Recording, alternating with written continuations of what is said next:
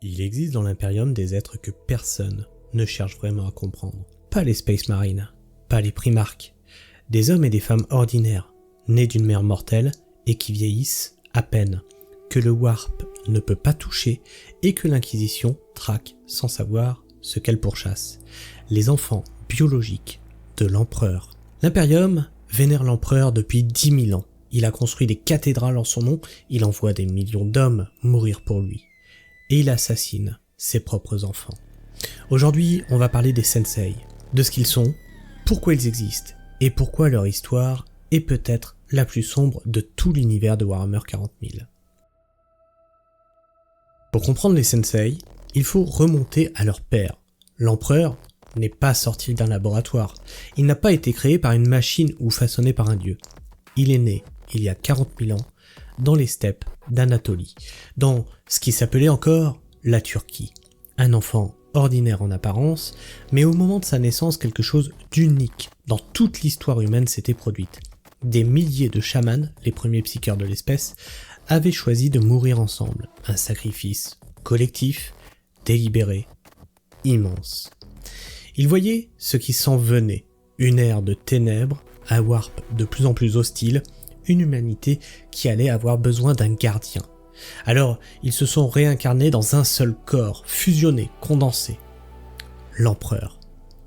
Depuis ce jour, il a traversé les millénaires, mourant, renaissant, jamais vraiment mort, jamais vraiment mortel, guidant des civilisations entières depuis l'ombre, combattant des guerres dont il ne reste aucune mémoire. Et parfois, dans des circonstances que les textes ne précisent jamais, il a engendré des enfants bien réels. Un Sensei ne ressemble à rien de connu dans l'Imperium. Ce ne sont pas des Primarques, ces demi-dieux arrachés à des cuves de création.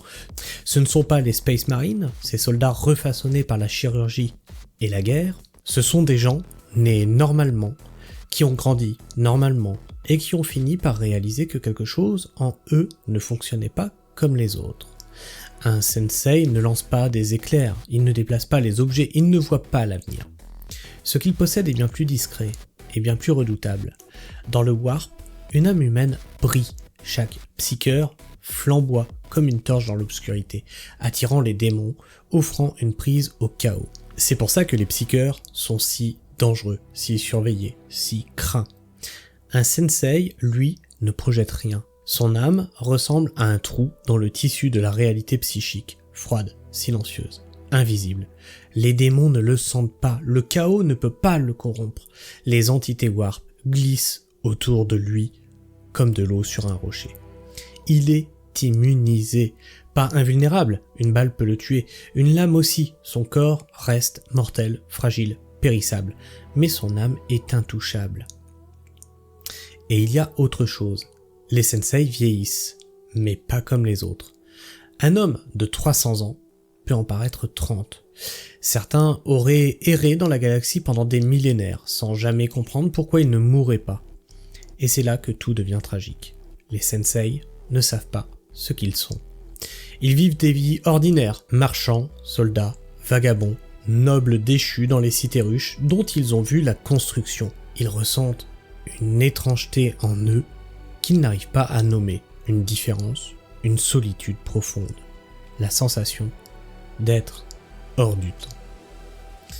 Ils ne connaissent pas leur père, l'empereur ne les a pas reconnus, il ne les a pas cherchés, il les a abandonnés dans l'immensité d'un impérium qui ignore leur existence.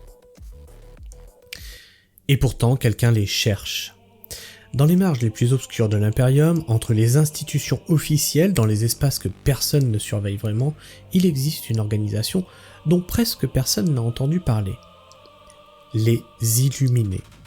Ce ne sont pas des agents de l'Inquisition, ce ne sont pas des serviteurs du chaos, ce ne sont pas des xénos infiltrés, ce sont des survivants. Des hommes et des femmes qui ont subi une possession démoniaque, qui ont laissé un démon du Warp envahir leur corps et leur esprit, et qui l'en ont expulsé. Une chose supposément impossible. Quand un démon possède un mortel, il le consume de l'intérieur. Il brûle la raison, détruit l'identité. La mort est presque toujours la seule issue. Mais certains individus d'une rareté absolue ont survécu à cet enfer intérieur. Ils ont regardé le chaos en face, ils l'ont compris et ils l'ont vaincu depuis l'intérieur. Ce que cette expérience leur a laissé, c'est une vision que peu d'humains n'ont jamais atteinte et une conviction absolue.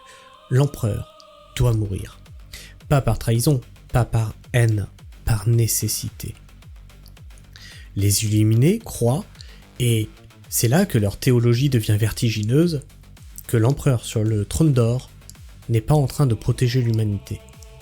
Il est en train de mourir lentement. Et cette mort, si elle arrive dans l'épuisement et l'agonie, produira quelque chose de catastrophique.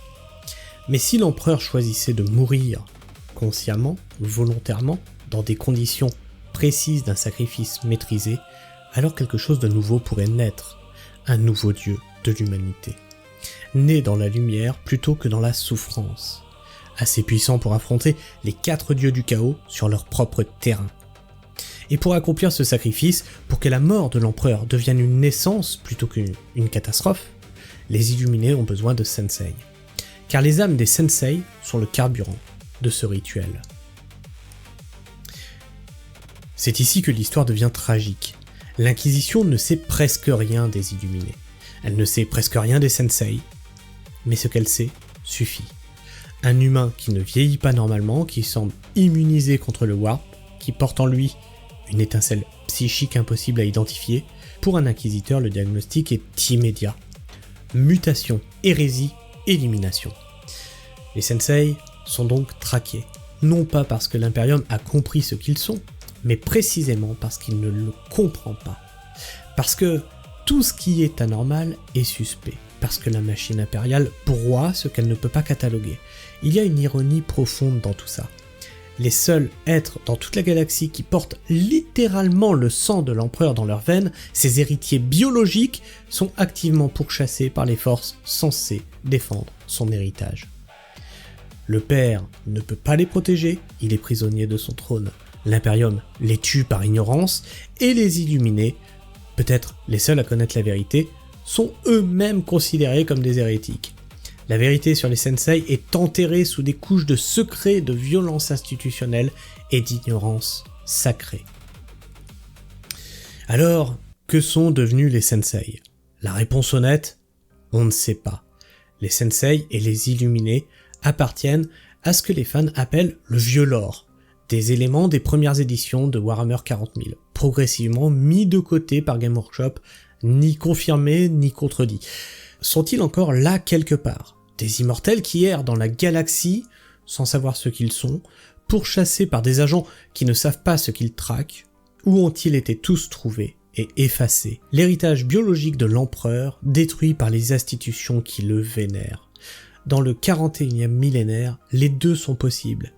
Et c'est peut-être ça, la vraie nature de cet univers. Même les enfants des dieux ne sont pas à l'abri. Bienvenue sur l'Astronomicon. La prochaine fois, une autre vérité que personne ne vous a racontée.